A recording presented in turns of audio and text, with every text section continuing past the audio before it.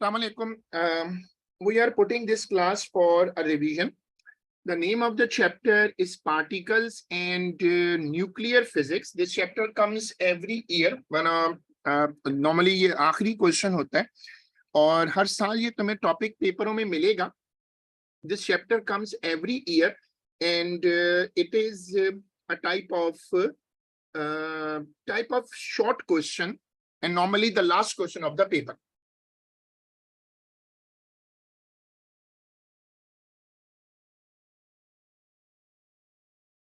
देखो, सबसे पहला कॉन्सेप्ट जो वापस लाना है वो ये कि a phenomena in which a substance emits invisible radiations that can cause an image on a photographic film.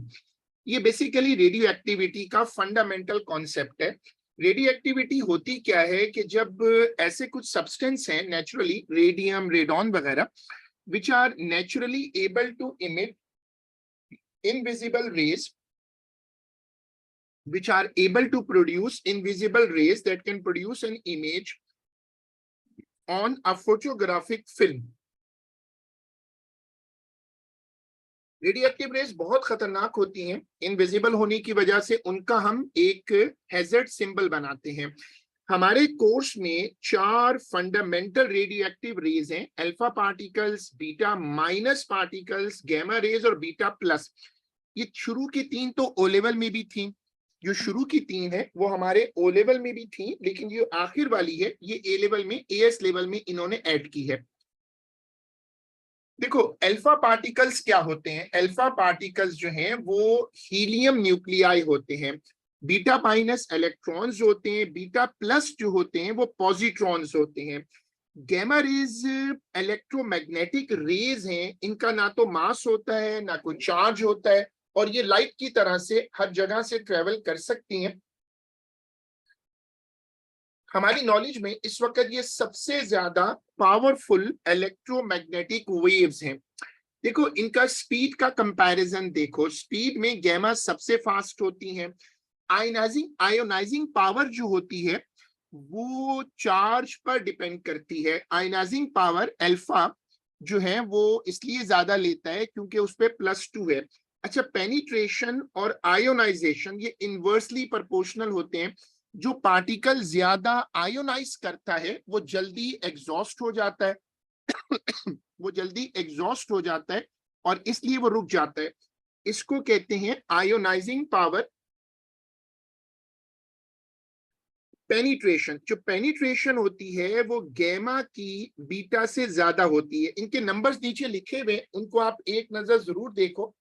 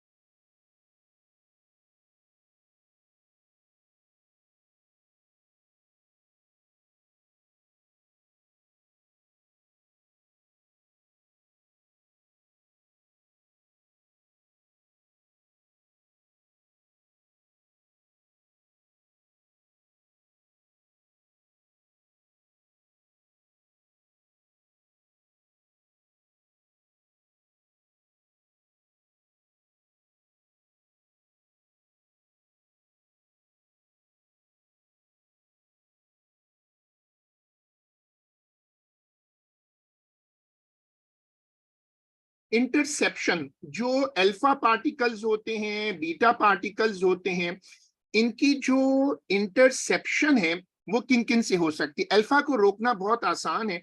Alpha को आप एक थिन शीट ऑफ पेपर से रोक लो. बीटा को आप एल्यूमिनियम फॉइल से रोक सकते हो. देखो, कॉन्सेप्ट ये है कि अल्फा पार्टिकल ज्यादा पेनिट्रेट नहीं कर सकते. बड़े होते हैं, हैवी होते हैं और इनकी स्पीड भी कम होती है. गैमा को रोकना मुश्किल है. उसके लिए इवेंचुअली आपको लेड ही लगाना होता है. इवन लेड की भी थिक शीट लगानी होती है. डिफ्लेक्शन का कॉन्सेप्ट क्या है? जो डिफ्लेक्शन होती है वो चार्ज पे डिपेंड करती है.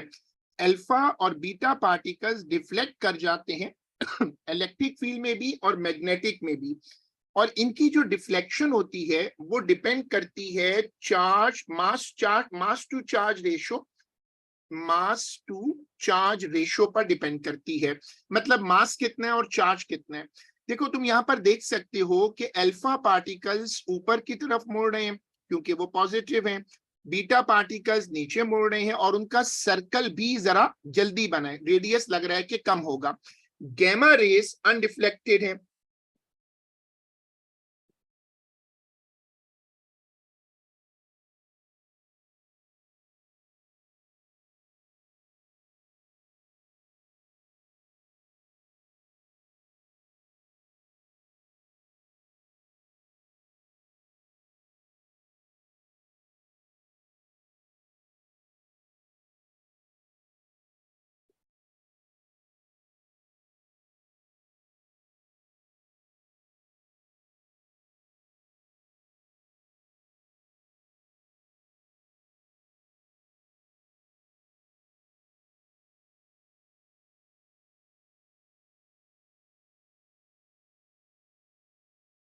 बीटा माइनस क्या होते हैं? बीटा माइनस होते तो इलेक्ट्रॉन्स हैं, तो फिर इलेक्ट्रॉन न्यूक्लियस में कहां से आ गए? होता यह है कि ये एक प्रोटॉन के टूटने से बनते हैं। एक प्रोटॉन जो है, एक न्यूट्रॉन जो है वो ब्रेक होता है, न्यूट्रॉन ब्रेक होता है और neutron changes to a proton in the nucleus. उसके डिसइंटीग्रेट होने से ये फॉर्म होते हैं। तो इनकी जो फॉर्मेशन होती है वो न्यूट्रॉन टू प्रोटॉन होती है। तुम्हें इस तरह की इक्वेशंस बहुत मिलेंगी। मैंने बेसिकली मैंने ये किया था कि मैंने हर चैप्टर पे अलग अलग क्लासेस ली थी। कुछ क्लासेस कैंपस पर थी और कुछ क्लासेस जो हैं वो ऑनलाइन है। जो ऑनलाइन क्लासेस है, दोनों तरह की क्लासेस का रिकॉर्ड आपको मेरे चैनल पे मिल जाएगा। जो उसकी प्लेलिस्ट होती है। देखो प्लान बड़ा सिंपल है। एक तो ज़ाहिर अनफॉर्चुनेट है, पेपर्स कैंसिल हुए। अल्लाह करे कि सिचुएशन बेहतर हो जाए and we get through this difficult time. Paper 2 हमारा मेन पेपर है और पेपर 2 चूंकि मेन पेपर है तो तुम्हें पता है कि सारे जो मार्क्स का वेटेज है वो सबसे ज्यादा उसके पास है। पेपर का जो पैटर्न है वो कई लोगों को अब समझ में आ गया होगा कि भाई शुरू में वो मेजरमेंट और फिर काइनेमेटिक्स, डायनामिक्स, बीच में आकर वेव्स, इलेक्ट्रिसिटी, आखिर में न्यूक्लियर होता है। न्यूक्लियर पे छोटा सवाल आता है और तुम्हें अगर कोई भी चैप्टर रिवाइज करना हो तो मैंने हर चैप्टर की रिवीजन वीडियोस बनाई हुई हैं और वो मेरे चैनल पे हैं। तुम जाकर प्लेलिस्ट में एएस लेवल की जो रिवीजन वीडियोस है उसमें देख सकते हो। तुम्हारा प्लान ये होना चाहिए कि तुम ईयरली भी करो और टॉपिकल भी थोड़े थोड़े करते रहो, बीच बीच में मैं पोस्ट भी करता रहा हूँ।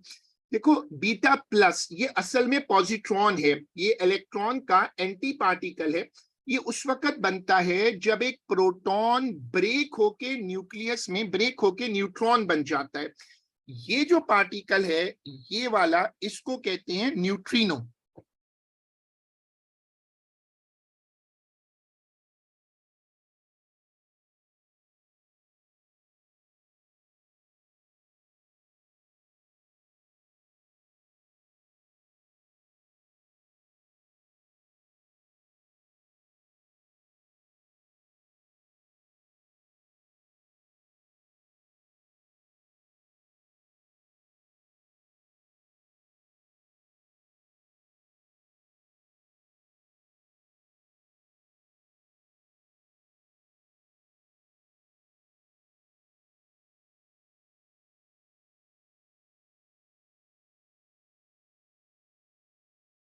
अब न्यूट्रिनो क्या होता है? Neutrino basically you can sea neutrino एक ऐसा इलेक्ट्रॉन है जिसका चार्ज जीरो होता है। मतलब तीन तरह के इलेक्ट्रॉन पैरेलल पार्टिकल्स हैं। एक तो वो नेगेटिव इलेक्ट्रॉन शुरू से पढ़ रहे हैं, एक पॉजिटिव इलेक्ट्रॉन जिसको पॉजिट्रॉन कहते हैं, और एक न्यूट्रिनो। जो एंटी न्यूट्रिनो है वो भी लेप्टॉन होते हैं और वो न्यूट्रिनो का एंटी पार्टिकल है। फिर उसके बाद एक कॉन्सेप्ट आता है इनहाइलेशन का। A positron is destroyed when it meets with an electron। देखो कॉन्सेप्ट क्या है, जब एक पार्टिकल अपने एंटी पार्टिकल से मिलता है, कोलाइड करता है, तो दोनों पार्टिकल्स डिसअपियर हो जाते हैं और इसको कहते हैं इनहाइलेशन। यानी बेसिकली यूं समझ लो कि particle plus anti particle giving energy. उसके बाद आइसोटोप्स की वेल नोन फेमस डेफिनेशन आती है जो ओ लेवल से पढ़ रहे हो।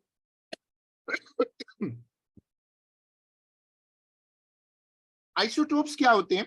जिनका प्रोटॉन नंबर सेम होता है लेकिन उनका न्यूक्लियॉन नंबर जो है वो डिफरेंट होता है।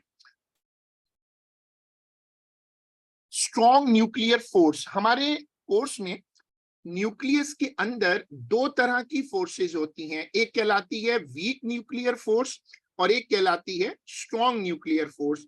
जो फोर्स न्यूक्लियस को संभालती है, रोक होल्ड करती है, वो कहलाती है स्ट्रॉन्ग न्यूक्लियर फोर्स। और जो फोर्स न्यूक्लियस को तोड़ने की कोशिश करती है उसको कहते हैं वीक न्यूक्लियर फोर्स। उसके बाद रेडियो एक्टिव डीके, ये क्या होता है?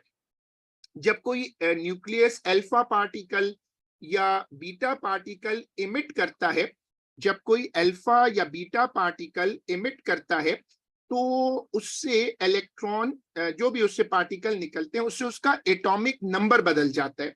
अच्छा, अब केमिस्ट्री कहती है कि जब आप कोई एलिमेंट लेते हो, जैसे आपने लिया कार्बन, तो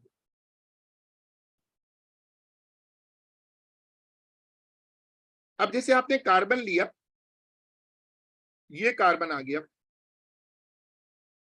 Z इज इक्वल टू 6, ये उसका एटॉमिक नंबर है। जब आप एटॉमिक नंबर देखें कि वो बदल जाए तो एलिमेंट चेंज हो गया, इसी को कहते हैं डीके। हमारे कोर्स में दो मेन टाइप्स ऑफ डीके हैं, अल्फा डीके, बीटा डीके। और फिर बीटा डीके दो तरह का होता है, beta minus and beta plus.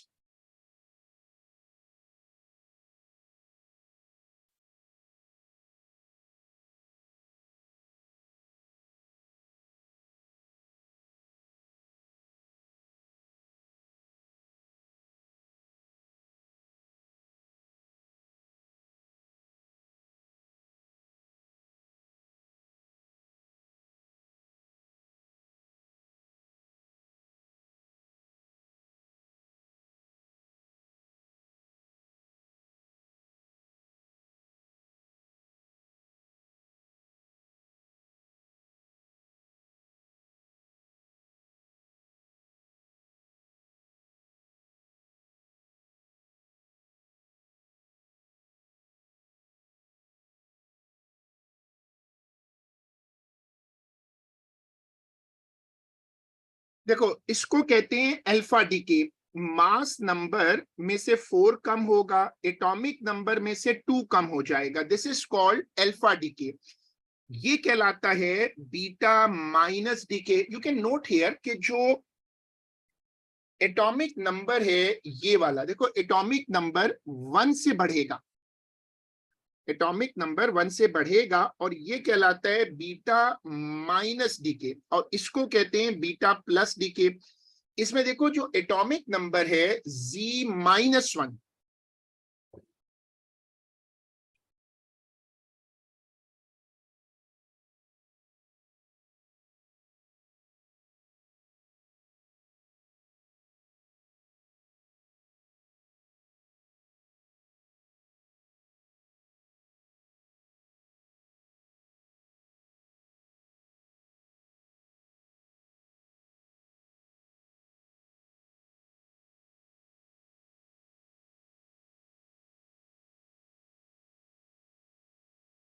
अब उसके बाद कॉन्सेप्ट आता है क्वार्क एंड इलेक्ट्रॉन्स। ये फंडामेंटल पार्टिकल्स हैं। देखो फंडामेंटल पार्टिकल्स क्या होते हैं जिनको तुम फर्दर, फंडामेंटल पार्टिकल्स क्या होते हैं जिनको तुम फर्दर डिवाइड नहीं कर सकते।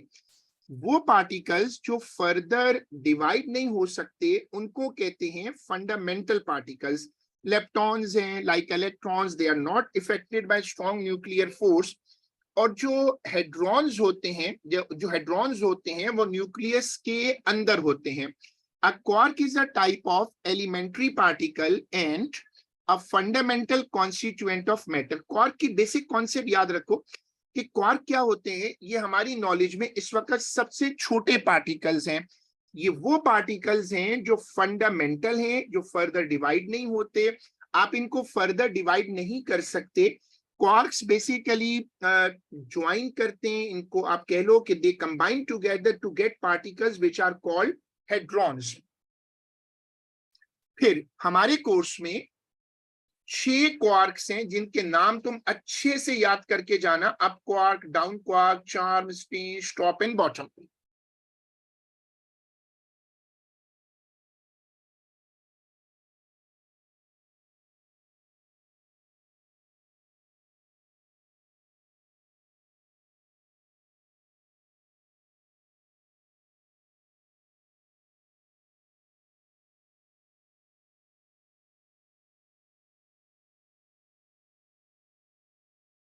एंटी क्वार्क, अब ये तुम्हें पहले बताया था कोर्स में कि देखो मैटर की 2 वर्जन्स हैं, एक तो प्योर मैटर है, दूसरा उसका एंटी मैटर है, तो इसी वजह से एंटी क्वार्क बनता है।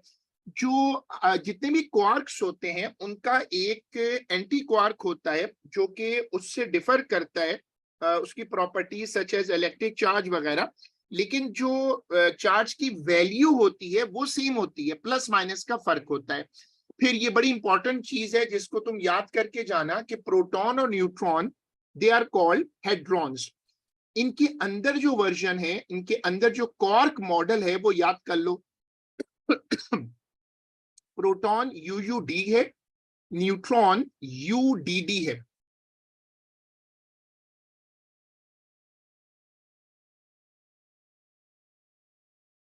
जो पार्टिकल्स होते हैं एटम के अंदर, उनकी 2 मेन टाइप्स होती हैं, हेड्रॉन्स एंड लेप्टॉन्स। हेड्रॉन्स और लेप्टॉन्स, और वो फिर आगे 2 क्लासेस में डिवाइड होते हैं, 2 क्लासेस में डिवाइड होते हैं, बेरियॉन्स एंड मीसॉन्स। अब क्वार्क्स अगर 3 आपस में जोड़ेंगे तो बेरियॉन बनेंगे, और जब 2 क्वार्क्स जोड़ते हैं तो उससे बनते हैं meson. It's a very important table, और ये मैंने सारे ग्रुप पे पोस्ट किए हुए, आप इसको एक मतलब बड़े गौर से देख लें और याद कर लें।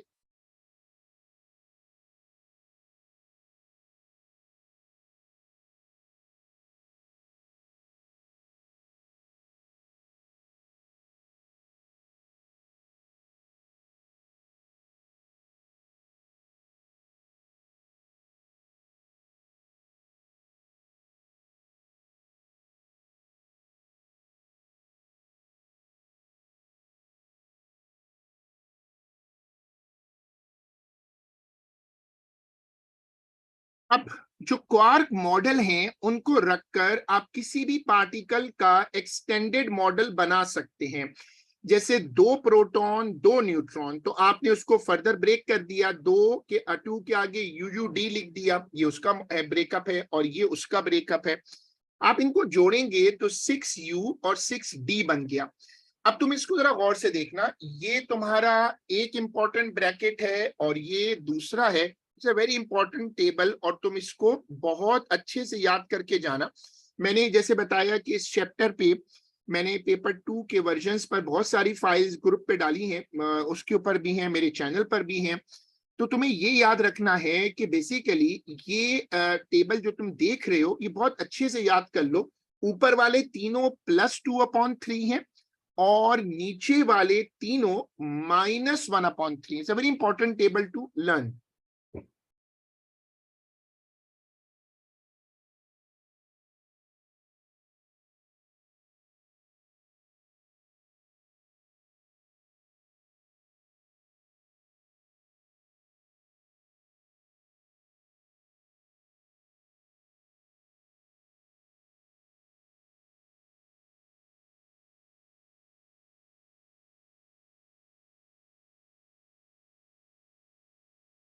उसके बाद ये टेबल है, और इस टेबल को भी मैंने ग्रुप पे डाला था, इसको अगर आप चाहें तो इसको भी देख सकते हैं।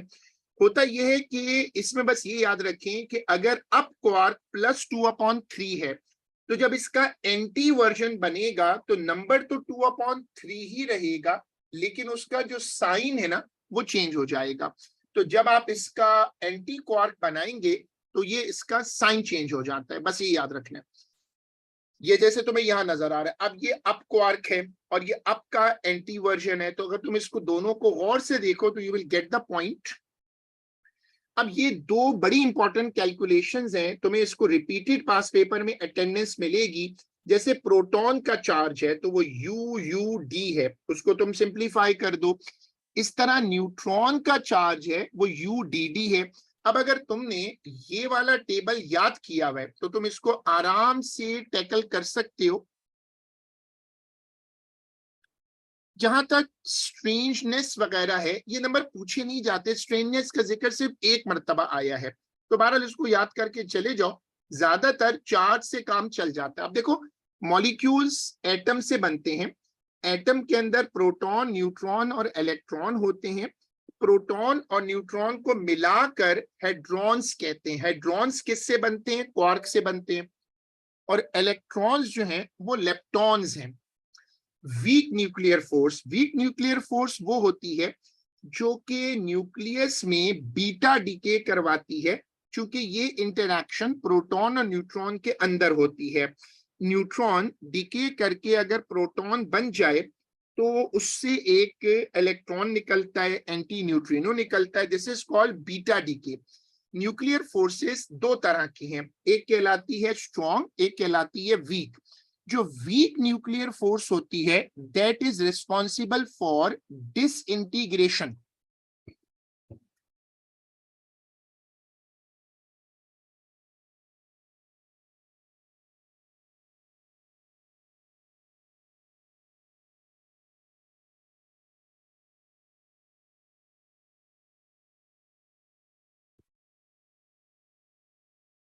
बीटा माइनस डीके और बीटा प्लस डीके, इनको तुम रट के जाना। बीटा तुम कैसे याद रखोगे कि देखो न्यूट्रॉन से प्रोटॉन बनता है तो ये बीटा माइनस है, और उसका उल्टा प्रोटॉन से न्यूट्रॉन बनेगा तो ये बीटा प्लस डीके है। बीटा माइनस डीके में D down quark up quark में चेंज होता है, और बीटा प्लस डीके में जो अप क्वार्क है वो डाउन क्वार्क में चेंज होता है। It's a change of flavour. मैंने इसको समराइज किया है और मैं ये इंशाल्लाह ग्रुप पे भी डालूंगा, तुम इसको जबरदस्त तरीके से रट के जाओ। ये दोनों जो ब्लॉक्स हैं ये इस चैप्टर के, ये दोनों ब्लॉक्स इस चैप्टर के सबसे इंपॉर्टेंट पॉइंट्स हैं, और मैं इसको इंशाल्लाह अभी ग्रुप पे भी पोस्ट कर दूंगा। देखो, इसमें होता ये है कि जब भी तुम ये वाले कॉन्सेप्ट देखते हो तो इनको तुम लर्न कर लो। इस तरह के कॉन्सेप्ट्स में मजबूरी है कि इसको लर्न कर लेना चाहिए, क्योंकि इसमें लॉजिक बन तो जाती है लेकिन वो बहरहाल थोड़ा मेमोरी इसमें हेल्प करती है। मास एनर्जी कंजर्वेशन, ये टॉपिक कभी कभी आता है। जब न्यूक्लियर रिएक्शन होते हैं तो मास नंबर, जैसे ये 234 है और ये 4 है, तो इनको ऐड करो तो ये बन जाता है। ये हुसैन बिल्कुल मैं अपलोड भी करूंगा इंशाल्लाह, और इसका एक क्विकर वर्जन जिसमें कोई लेक्चर बैकग्राउंड साउंड है, खाली म्यूजिक है बैक शॉर्ट साइड, वो भी अपलोडेड है। मेरे सारे लेक्चर्स जो है ना, सारे जो चैप्टर्स हैं उनकी क्विक रिवीजन वीडियो जो है वो अपलोडेड है। इसको भी मैं अभी इंशाल्लाह थोड़ी देर में अपलोड कर दूंगा। प्रोटॉन नंबर, मास नंबर दोनों जो है ना वो कंजर्व होते हैं। ये आसान कॉन्सेप्ट है, लेकिन नीचे जो कॉन्सेप्ट लिखा हुआ है ये वाला, ये जरा चैलेंजिंग कॉन्सेप्ट है। मास और एनर्जी, इनका जो सम है ना वो कंजर्व होता है। ये बड़ा टेक्निकल कॉन्सेप्ट है, आता बहुत कम है। इट्स अ रेयर कॉन्सेप्ट कि जब कोई न्यूक्लियर रिएक्शन होता है तो सम मास कन्वर्ट्स इनटू एनर्जी। जब न्यूक्लियर रिएक्शन होता है तो सम मास कन्वर्ट्स इनटू एनर्जी, और उस वजह से कहते हैं कि मास और एनर्जी का जो सम है वो कांस्टेंट है। चैप्टर के आखिर में कॉन्सेप्ट आता है Geiger Marsden alpha particle scattering experiment. ये टॉपिक आता रहा है, बहुत रेगुलर टॉपिक तो नहीं है। जैसे क्वार्क मॉडल बहुत इंपॉर्टेंट है। Most of the mass and charge is concentrated in a very small nucleus. ये उसकी पहली डिस्कवरी थी रदरफोर्ड की। फिर उसने कहा था majority volume of an atom is empty, the nucleus is very much smaller than the whole atom, and so most of the atom is empty space.